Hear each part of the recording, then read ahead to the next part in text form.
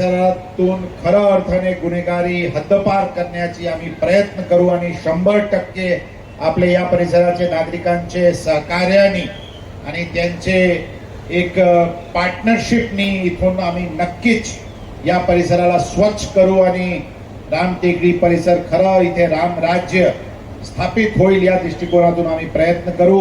गांजा विकणारे असतील, आतमध्ये झोपडपट्टीमध्ये काही मटके चालवायचे रेकॉर्ड असते, 10 वर्षाचे अशा प्रकारचे क्रिमिनल्सची यादी काढा। त्यांचे मन परिवर्तन झाले असतील तर योग्य, झाले नसतील तर 48 तासाचे मन परिवर्तनचे संधी द्या आणि 48 तासानंतर त्यांचे खरा इथे परेड काढा की ते त्यांचे मन परिवर्तन होतील।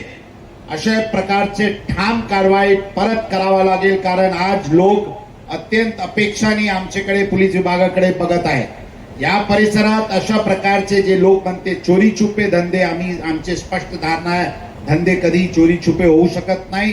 जरा चौकीला आणखी जोरात कार्यान्वित करून एक ताकदीने आम्हाला समोर जाण्याची एक संधी मिळायला पाहिजे की चॅलेंज आहे, धंदे दाखवावेत आणि आम्ही तुम्हाला म्हणजे त्यांच्या लोकांना जवाब विचारायची एक संधी असायला पाहिजे, एक चॅलेंज असायला पाहिजे। अशा भाऊसाहेब पाटील साहेब, आपण एक नवीन योजना इथे सुरू करा। मला पूर्ण विश्वास आहे की सगळे 99.99% चांगले लोक आहेत, ते आपले सोबत उभे राहणार आहे। नागरिकांना आमची खुला आव्हान आहे, आपण आपले परिसरात एक पण थेंब अवैध दारू विकत असतील, जे कुटुंबाचे नाश करत असतील, किंवा एक टपरीवर जे गांजा आणि अवैध काही ड्रग्स वगैरे साधन सामग्री विकत असते, आपण आवाज उठवा, आम्ही आपले सोबत आहे। मनात काही शंका ठेवू नका की आपल्याला कोणी काही दमबाजी नंतर करतील, अशा कोणताही व्यक्ती आपले बालपण पाका करू शकणार नाही। याच्यासाठी आम्ही आपले सोबत उभे आहे, आपले सोबत भक्कमपणे उभे आहे।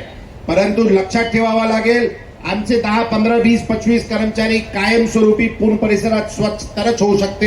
खडके साहेबांनी की फर्निचर पण करून द्या साहेब, आम्हाला कम्प्युटर आणि प्रिंटर पण लागतात, त्याच्याबरोबर आमदार म्हणून विनंती करतो की त्याचंही तुम्ही सोय करून द्या, नाहीतर ते माझ्यावर येतं। आणि आमदार निधी फार कमी आहे सध्या, मतदारसंघ मोठा आहे, पोलीस चौक्या जास्ती झालेल्या आहेत, सीपी ऑफिस, डीसीपी ऑफिस सगळ्यांनाच प्रिंटर कम्प्युटर लागतो, त्यामुळे त्याची तुम्ही व्यवस्था केलीच असेल अशी मला खात्री आहे। त्याच्यामुळं वेगळं काही सांगायची गरज नाही, कारण नाईक नवरे म्हणजे विश्वासाचं नाव आहे, केलेलं काम नीट करणार। त्यामुळे या बिल्डिंगमध्ये सगळ्याच गोष्टी असतील, इंटरनेटची पण सुविधा असेल, वायफायची सुविधा असेल अशी मला खात्री आहे।